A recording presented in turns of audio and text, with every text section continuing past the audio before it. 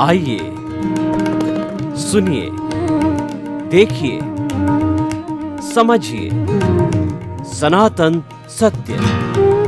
जैसी दृष्टि वैसी सृष्टि, दृष्टि विज्ञान। कुदरत, कुदरती रचना एवं कुदरत के कानून से शाश्वत सुख की प्राप्ति। जोधपुर के परम पूज्य महात्मा उपासक प्रोफेसर डॉक्टर सोहन राज तातेड़ के निर्देशन में सनातन सत्य। जैसी दृष्टि वैसी सृष्टि, दृष्टि विज्ञान।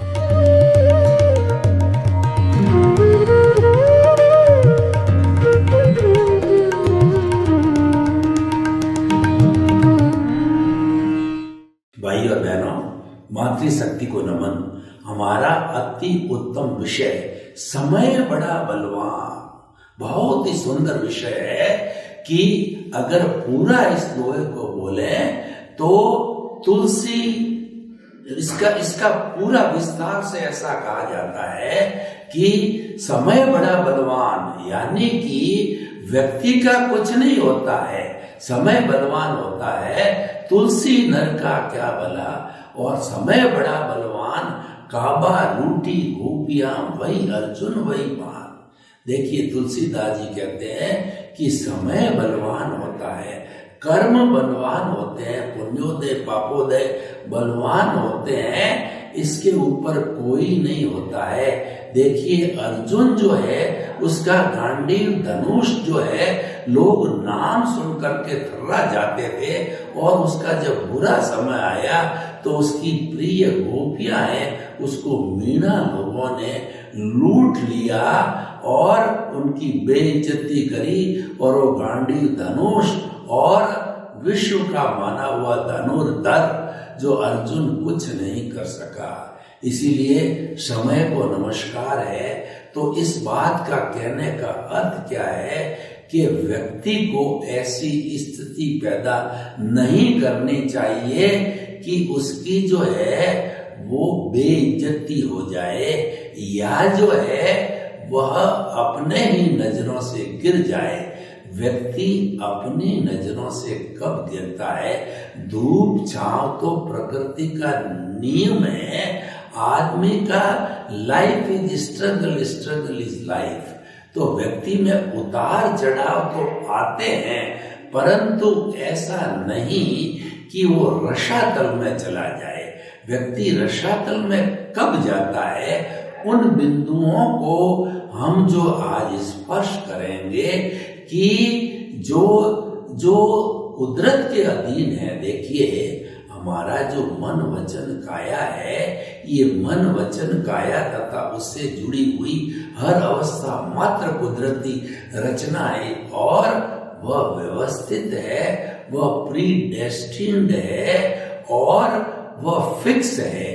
कहने का अर्थ क्या हुआ कि जो हमारा अच्छा या बुरा होने वाला है वह तो अपने आप होता है, कर्मों के अधीन होता है, क्योंकि मन वचन काया का जो उदय और प्रारब्ध है जन्म से मृत्यु तक का, वो हमारे हाथ में नहीं है। वह तो उदय प्रारब्ध के अधीन उसका जो है क्रिएटर, ऑपरेटर और डिस्ट्रॉयर है, वह कुदरत है। कुदरत ही संयोग जुटाती है, और किसी व्यक्ति जिससे हमारा बुरा होने वाला है वो हमारे सामने आके खड़ा हो जाता है, या बुद्धि कर्मानुसारिणी हो जाती है, हमारी बुद्धि विपरीत हो जाती है, विनाश काले विपरीत तो बुद्धि हो जाती है।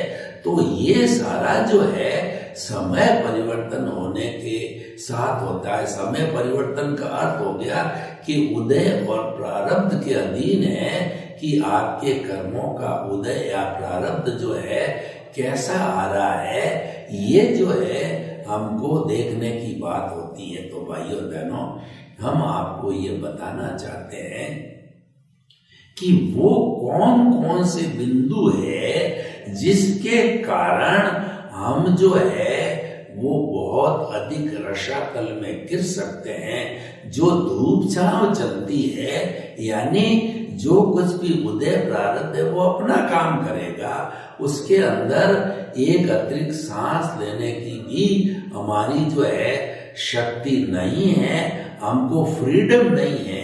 परंतु हम ऐसे बुरी तरह से गिरे हैं कि सभी लोगों का हमारे पर से विश्वास उठ जावे। यानी कि जो हमारा रियल पुरुषार्थ है, जिसके अंदर की हम फ्री हैं, जिसके ऊपर कुदरत का कानून लागू नहीं होता है, यानी चेतना की जो शक्ति है वह, उसमें हमारी पूरी फ्रीडम है और वो रियल पुरुषार्थ कहलाता है, वो हमारा भाव पक्ष है। यानी कि मैं ये बात कहना चाहता हूँ कि आपका अच्छा बुरा समय कैसा ही चलता हो, उदय प्रारब्ध कैसे ही चलता हो, लेकिन आप उसके साथ जुड़ो मत। यानी कि आप जो है, ये जो हमारा जो चल रहा है, प्रकृति और पुरुष को अलग रखो। हमारा सदगुरु कहता है कि मैंने तुझे जो है पुरुष बना दिया है, तुम अब पुरुषार्थ करो। पुरुषार्थ क्या है कि प्रकृति और पुरुष को अलग रखो। यानी कि जो आपका प्रकृति यानी मन वचन काया का उदय प्रारब्ध है, उसके साथ जुड़ना, वो जो है उससे ही सारी तकलीफ होती है। क्यों? तो राग द्वेष से युक्त होता है और राग द्वेष से युक्त होने के कारण राग द्वेष और मल्टीप्लाई होगा। यानी हमारा जो अज्ञान है, जो राग द्वेष रूपी, वो और मजबूत बनेगा। जबकि हम उसको पतला पाड़ने का कहते हैं। जो बार बार जो है गुरु अपने शिष्यों कहते हैं पतली पाड़, पतली पाड़, पतली पाड़। तो पतली क्या पाड़ना है? पतली पाड़ना है अज्ञान को पतला करो, राग द्वेष को पतला करो, कर्म शरीर को पतला करो, लिंग शरीर को पतला करो, मोह के संसार को पतला करो। कहने का अर्थ ये है, तो वो जो है वो उदय और प्रारब्ध के साथ जुड़ना नहीं है, उससे अलग रहना है। उसको कहते हैं भेद विज्ञान, उसको कहते हैं ज्ञाता दृष्टा, और उसको कहते हैं जुदापन की जागृति। ये तीनों चीजें हमारे भावों से जुड़ी हुई है। भावों के मामले में हम स्वतंत्र हैं। नए भाव कैसे डालने हैं? बीज अभी हमारे हाथ में है, हमने वपन नहीं किया है। वपन करने के बाद तो हम जो है पराधीन हो जाएंगे। यानी फिर तो हमारी मन वचन काया का उदय प्रारब्ध बनेगा जैसे होगा। तो इसीलिए यानी कि भाव जो है उसको हम निर्मल बनाए रखें, हम नए कॉजेज नहीं डालें।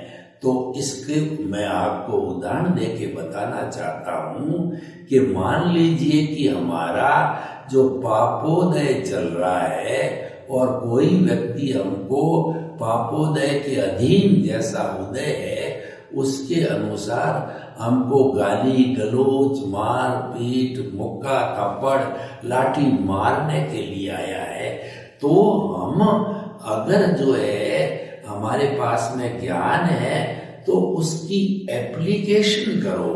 वो ज्ञान क्या कहता है कि ये कुदरती रचना है और ये कुदरत के अधीन हो रही है, तो कुदरती रचना मानते हुए आप वहां पर जो है सम रहो, उस पर रिएक्शन मत करो, उस पर प्रतिक्रिया व्यक्ति रखो, उस वक्त में साइलेंट रहो, क्योंकि आग लगी हुई है। उस आग में आप घी डालोगे तो आग वो ज़्यादा विस्तार लेगी और जो व्यक्ति आपको गाली गलौज कर रहा है वो थोड़ी देर के बाद में वो आग अपने आप ठंडी हो जाएगी।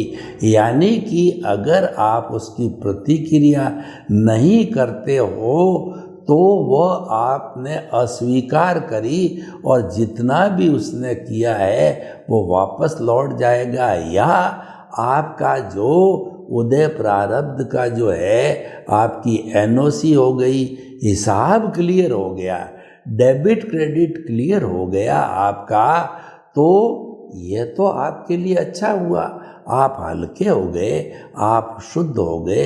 यानी जो कुछ भी घटना घटित हो रही है उसको आप कुदरती रचना मानो, जानो, देखो, विश्वास करो, उसके ऊपर प्रतिक्रिया मत करो, उसके साथ जुड़ो मत, उसके मध्यस्थ रहो, उसकी उपेक्षा करो, आप साइलेंट रहो, आप समभाव में रहो, आप शांति में रहो।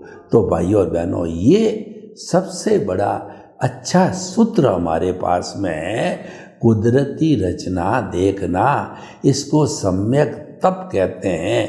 अगर हम बचपन से लगा करके मृत्यु तक जो है कुदरती जो रचना घटित हो रही है वो कुदरत के द्वारा घटित की जा रही है, क्योंकि हमने जब पिछले जन्म में हमारा आयुष्य समाप्त किया तो हमारी अंश और सीट जो है कुदरत के पास चली गई, और कुदरत ने ही जिम्मेवारी लेके हमको जन्म दिया और हमारा पालन पोषण कर रही है। हमारा नहीं, समस्त जीवित प्राणियों का वही जन्म देती है, पालन पोषण करती है। और उसके साथ में मनुष्य जैसे प्राणी होते हैं तो जीवन भर मन वचन काया की समस्त क्रियाओं का उदय प्रारब्ध वो भोग करते हैं और उसके अनुरूप ही उनको परिणाम मिलता है। तो भाइयों और बहनों, हम आपको बताना चाहते हैं, बहुत अच्छा सूत्र है, सम्यक तप है। और देखिए कि अगर हमको हमारे पुण्योदय से, भाग्योदय से अगर हम अंतरात्मा बन गए, यानी हमको सद्गुरु का स्पर्श हो गया और ज्ञानी पुरुष मिल गए और उन्होंने हमें अंतरात्मा पद पर बिठा दिया, उसके पहले तो हम बहिरात्मा हैं, कोई सुधार की गुंजाइश नहीं है। निश्चित रूप से जो है हम जैसे वो कर रहा है टिट फॉर टैट करेंगे, नेले का जवाब दैला देंगे और ईंट का जवाब पत्थर देंगे, क्योंकि ये मानव प्रकृति और ये बहिरात्मा का लक्षण है। इसी कारण हम भव भवांतर में घूम रहे हैं, लेकिन अंतरात्मा का लक्षण अलग है, तो वह उस लक्षण के कारण जो है बच जाता है, क्योंकि अंतरात्मा होते ही जो हमारी प्रज्ञा जागृत होती है, एनलाइटनमेंट हो जाता है, हमारा पुनर्जन्म हो जाता है, हमको नई ट्रेनिंग मिलती है और प्रज्ञा बहन है वो हमारे को जो उदय प्रारब्ध चल रहा है हम जुड़ने की कोशिश करेंगे और वो खींच करके हमारे को केंद्र पे ले आएगी जहाँ प्रभु विराजमान है, और हम वह कार्य नहीं कर पाएंगे क्योंकि प्रभु का साम्राज्य है वहाँ पर अब आदेश प्रकृति का नहीं चलता है, आदेश पुरुष का चलता है, यानी हमारे नए भाव नहीं पड़ेंगे। ये अगर प्रैक्टिस हो जाती है, ये प्रैक्टिस भगवान महावीर ने की थी। महावीर ने जब जो दीक्षा ले ली थी तो उन्होंने देखा कि मेरे जो कर्म हैं और 23 तीर्थंकरों के कर्म हैं उससे भी मेरे भारी कर्म हैं, तो भगवान ने क्या किया कि उन्होंने अपने वो अंतर आत्मा पद पर आ गए और उन्होंने अपने प्रभु को जो है दर्शन केंद्र पर बिठा दिया, यानी वो आत्म प्रदेशों के अंदर चले गए। उन्होंने जो है प्रकृति और पुरुष को जुदा जुदा रखा, उन्होंने जो है वो आने वाले फोर्स के साथ में वो कभी नहीं जुड़े, उससे प्रभावित नहीं हुए। तो मन वचन काया उदय प्रारब्ध अपना काम करती रही और वह एनओसी आती रही और 12.5 वर्ष के अंदर पूरा जो है कर्मों की उदीर्ण होके कर्म जो है उदय प्रारब्ध में आकर के और वो समाप्त हो गए, यानी अकाउंट क्लियर हो गया। और 6.5 वर्ष आराम के बाद के अंदर भगवान जो है उन्होंने 8वीं क्षपक श्रेणी ली। उसी समय से प्रभु जो है अपने औदारिक शरीर के अंदर जो है वो परमात्मा बन गए थे, भगवान बन गए थे। फिर 9वां 10वां गुण स्थान स्पर्श किया, 11वां को छोड़ के 12वें गुण स्थान में आकर के वो वीतराग हो गए।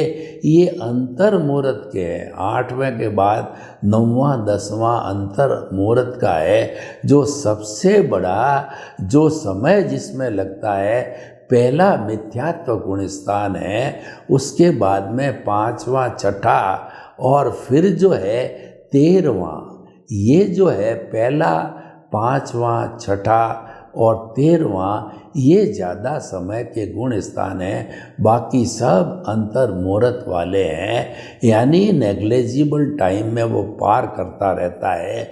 जो सबसे ज़्यादा जो रुकता है वो 4थे 5वें और 6ठे, चौथा जो गुण स्थान है वो देवता वगैरह इस गुण स्थान में रहते हैं, यानी कि उनको जो है ये भ्रम रहता है। मिश्र गुण स्थान होता है तीसरा, और चौथा जो है वो अप्रत्याख्यानी गुण स्थान होता है। 5वें में श्रावक होता है, व्रतावर्ती होता है, और 6ठे में व्रती यानी साधु बनता है, और 7वां 8वां अंतर मुहूर्त का, और 9वां 10वां अंतर मुहूर्त, 11वां को छोड़ के 12वें में अंतर मुहूर्त हो गए, और 13वें में अंतर मुहूर्त के अंदर वो केवल ज्ञान को प्राप्त हुए। ये लंबा समय होता है, और वो आयुष्य भोग करके, और 14वें गुण स्थान के अंदर जो है अ उ री ली रिंग 5 शब्द बोले, जितने के अंदर आत्मा जो है वो शरीर का व्युत्सर्ग, पहले मन का व्युत्सर्ग, फिर वचन का व्युत्सर्ग, और फिर काया का 2/3 की अवगाहना का व्युत्सर्ग है, वो होकर के और आत्मा सिद्ध बुद्ध और मुक्त बन जाती है। तो भाइयों और बहनों, हम आपको ये बताना चाहते हैं कि जो हमारी जो ये सारी जो प्रकृति है वो सब उसके साथ में पुरुष को जोड़ना नहीं, ये सबसे बड़ी साधना है। यानी कि हमको जो है वो कुदरती रचना देखना, मानना, जानना, ये सम्यक तप करते रहना चाहिए। सम्यक ज्ञान, सम्यक दर्शन तो अंतरात्मा बनते ही हमको हो जाता है, और जब केंद्र के अंदर भगवान विराजमान होते हैं तो सम्यक ज्ञान, सम्यक दर्शन उनके गुण होते हैं, तो गुणी से गुण अलग नहीं होता है, और प्रभु विराजमान है, प्रभु का साम्राज्य है, तो उसके ऊपर प्रकृति का कानून नहीं लगता है, और हम जुदापन की जागृति, ज्ञाता दृष्टा और भेद विज्ञान करते करते वह जो है शाश्वत सुख की नींव लगाते लगाते और कुछ भवों में वो शाश्वत सुख को प्राप्त कर लेते हैं। तो भाइयों और बहनों, समय बड़ा बलवान कहने का अर्थ ये है कि हमें जो है ये समय बड़ा बलवान का अर्थ ये हुआ कि हमारा उदय प्रारब्ध है वो बलवान होता है। तो इसीलिए जो है ये कहा गया है कि रंगमंच यह जगत है, कर्म खिलावन हार, और नाना रूप बनाए के चेतन खेलन हार। यानी कि जो है हमारा चेतन है उसकी साक्षी से जो है वो ये हमारा जो शरीर रूपी है अलग अलग रूप बनाता है। जैसे कि रामायण और महाभारत के नाटक खेले जाते हैं, तो रामायण में राम है और सीता है, विभीषण है, रावण है, हनुमान है, बनते हैं और अपना रोल अदा करके चले जाते हैं। तो इस दुनिया में हम जन्म लेते हैं, मन वचन काया का हमारा उदय प्रारब्ध पूरा करके, और एक समय आयुष्य आता है तो हम सभी इंसान की तरह चले जाते हैं। तो ये समय इसीलिए बड़ा कहा गया है कि ये समय के अनुकूल होता है, क्योंकि हमारा आयुष्य भी जो है वो समय के अनुकूल होता है। लेकिन उस समय के अंदर जो हमारा अधोपतन न हो, तो हमें क्या करना चाहिए कि हमें जो है कबीर जी की बात को याद रखना चाहिए कि सुख में दुख में सुमिरन सब करे और सुख में करे न कोय, जो सुख में सुमिरन करे तो दुख काहे को होए। इसका अर्थ ये हुआ कि दुख पड़ता है जब हम ईश्वर को याद करते हैं, सुख में हम भूल जाते हैं। तो जो सुख के अंदर भगवान को याद करते हैं तो उनके दुख आता ही नहीं है। कहने का अर्थ ये है कि केंद्र में हमारा जो प्रभु विराजमान है उसकी आज्ञा का पालन करना चाहिए। इसका मतलब ये है कि हमारी जो जागृति है कि जो है वो जागृति में कमी नहीं आनी चाहिए। प्रीति, जागृति और अनुभव, ये 3 फोल्डर जो हमारे को प्राप्त होते हैं उनका पूरा उपयोग करना चाहिए। प्रीति का अर्थ होता है कि जब हम जो है वो अंतरात्मा बनते हैं तो 100% हमारे को गुरु ये हमारे को अनुभव करा देता है कि मन वचन काया से मुक्त, ऐसा मैं शुद्ध आत्मा हूँ। और मन वचन काया कुदरती रचना है, मैं शुद्ध आत्मा हूँ। मन वचन काया कुदरती रचना से मुक्त, ऐसा मैं शुद्ध आत्मा हूँ। तो ये शुद्ध आत्मा की जागृति केंद्र में शुद्ध आत्मा विराजमान है और ये लो जल रही है, दिए की अखंड लो जल रही है। तो हमारा ध्यान इसके ऊपर रहना चाहिए। इसके ऊपर रहता है तो क्या होगा, हम प्रकृति के साथ नहीं जुड़ेंगे, यानी हम उदय प्रारब्ध के साथ नहीं जुड़ेंगे, तो हमारा नए कर्म, नए कॉज नहीं पड़ेंगे और हमारे को जो पुण्य की प्राप्ति होगी, हमारे को भक्ति, भगवान की भक्ति करने में जो पुण्य मिलेगा वो हमको मोक्ष के लायक और सहायक मिलेगा। और अगर हम जो है वो केवल धार्मिक क्रिया के साथ में रहे, यानी मन वचन काया की शुभ प्रवृत्ति जो है वो बुरी नहीं है, परंतु शुभ प्रवृत्ति के साथ में हमारे जो है पुण्य और पाप का बंध होता है, यानी कि हमारे को मनुष्य गति और देव गति मिलती है। तो वो भी एक तरह का पुण्य है, सोने की बेड़ी है। तो अगर हम देव गति के अंदर चले गए तो आपको पता है कि मिनिमम 10,000 ईयर्स और मैक्सिमम 33 सागरोपम, जब इतना समय हम व्यतीत करेंगे तो हमारे पास समय कहाँ है। देखिए, मैं आपको उदाहरण देना चाहता हूँ कि मुझे अगर जोधपुर से बॉम्बे जाना है तो 2-3 तरह के व्यू पॉइंट के लोग होते हैं। एक तो ये देखते हैं मुझे तो आराम से जाना है, मैं तो लोकल ट्रेन से दृश्य देखता देखता जाऊंगा, तो ये व्यक्ति का मतलब संसार में भटकना है। दूसरे लोग ये होते हैं जो इससे फास्ट गाड़ी से जाते हैं, उनका होता। और तीसरे ये होते हैं जो कि फ्लाइट से जाने का करते हैं। तो फ्लाइट से जाने का अर्थ हुआ कि वो अक्रम विज्ञान बोलते हैं, क्रम नहीं है, यानी कि जो हमारा क्रमिक मार्ग है वो मन वचन काया की शुभ प्रवृत्ति से धार्मिक क्रिया होती है और उस धार्मिक क्रिया से जो है पुण्य पाप का बंध होता है। यानी कि जो है दृष्टि जो है बदलनी किस लिए कि हम सृष्टि को बदलना चालू करते हैं। हम सृष्टि को टच नहीं करते हैं, हम तो दृष्टि बदल देते हैं, यानी हमारी दृष्टि जो ऊर्ध्वमुखी हो जाती है। हम तो केवल आत्मचिंतन में लग जाते हैं। हरि अनंत, हरि कथा अनंत।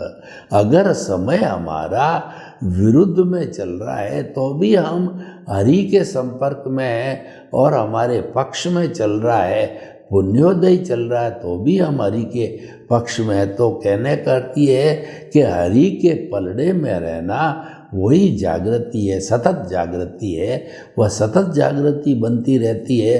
तो तीसरा जो हमारा ग्राफ होता है वो जागृति 15% होती है, प्रीति 100% होती है, और हमारा अनुभव 2% का जो ग्राफ बनना चालू होता है, और हम जागृति को 100% बनाए रखते हैं। यानी हम आत्मा के पाले में रहते हैं, चेतन के पाले में रहते हैं, तो हमारा अनुभव धीरे धीरे इस चेतन के पाले में रहने के साथ साथ 2 डिग्री से 360 डिग्री तक पहुंच जाता है। यानी हाईएस्ट स्टेज तीनों ग्राफ की आ गई कि हमारा 100% प्रीति थी फुल, और जागृति 100% फुल, अनुभव 360 डिग्री का फुल। यानी कि आपने थर्मामीटर लगाया और थर्मामीटर पे 98.4 से पारा ऊपर चढ़ना चालू हुआ, 102 पे आके फिक्स हो गया। आपने जो है वो ब्लड प्रेशर नापने का जो मीटर लगाया और पारा बढ़ते बढ़ते 180 डिग्री पे आके फिक्स हो गया। यानी आपका बीपी हायर साइड में 180 है, लोअर साइड में 80 पे अटकता है, और आपका बुखार 102 डिग्री का है। ये हमको पारे के टॉप पर पहुंचने पर होता है। तो पारा जब ऊपर टॉप पर पहुंच गया तो पहुंच जाने के बाद के अंदर जो है वो हमारा ये सारा जो है हमारा केवल दर्शन की स्थिति आ जाती है। तो समय बड़ा बलवान से हम क्या समझे कि अगर हमारे अच्छा समय चलता है तो भी हम केंद्र में आत्मा के साथ रहें, बुरा समय चल रहा है तो भी केंद्र में आत्मा के साथ रहें, क्योंकि केंद्र में रहने से हमारे जो है वो शाश्वत सुख की नींव लग सकती है। केंद्र के साथ न रहने से शाश्वत सुख की नींव नहीं लग सकती, और नींव नहीं लग सकती है तो मानव जीवन का कोई उपयोग नहीं है। और जब हम नींव ही नहीं लगाए पाएंगे तो शाश्वत सुख कैसे मिलेगा। नींव लगाने का अर्थ होता है कि हमारा आत्मा का स्पर्श चालू हुआ, और स्पर्श बढ़ते बढ़ते हमारा अनुभव बढ़ता जाता है, तो आत्मा की अनुभूति भी बढ़ती है। और जब 360 डिग्री का अनुभव होता है तो आत्मा को हमने पा लिया, हमने अपने आप को पूरा जान लिया। वो केवल दर्शन है, हाईएस्ट पुरुषार्थ है, और उसकी परिणति केवल ज्ञान होती नेक्स्ट बर्थ में। यानी हम सिद्ध बुद्ध और मुक्त बन गए। तो भाई और बहनों, समय वास्तव में बड़ा बलवान होता है। समय को नमस्कार है, यानी हमारे उदय प्रारब्ध को नमस्कार है, हमारे पुण्य पाप को नमस्कार है। और इसको नमस्कार करने का स्थायी रूप क्या है कि प्रकृति और पुरुष को अलग रखो। प्रकृति और पुरुष को अलग रखने का अर्थ ये हुआ कि आप जो है कुदरती रचना को देखते रहो, जानते रहो, सम्यक तप करते रहो। सम्यक तप करते रहेंगे, हमारा फास्ट स्पीड से अज्ञान जो है घिसता रहेगा, घिसता रहेगा, घिसता रहेगा। सम्यक तप का और अज्ञान का सीधा संबंध है। इधर से आपने सम्यक तप चालू किया, उधर से हमारे अज्ञान इरेज होता गया, मिटता गया। यानी सम्यक तप है, एक रबड़ है जो कि हमारे जो पेंसिल से लिखा हुआ हमारा जो है वो अपने उदय प्रारब्ध है, उसको अज्ञान को वो साफ करता रहता है। तो भाई और बहनों, इस अच्छे विषय के लिए हम जो है अपने जो है पुरुषार्थ का उपयोग करें। सर्वे भवन्तु सुखिनः, सर्वे सन्तु निरामया। इस लोक के सब जीवों को सुख मिले, शांति मिले, आनंद मिले, प्रेम मिले, सौहार्द मिले। और चाहे हमारा अच्छा बुरा समय कैसा हो, हम प्रकृति और पुरुष को अलग रखें। आपके प्रति मंगल भावना हो।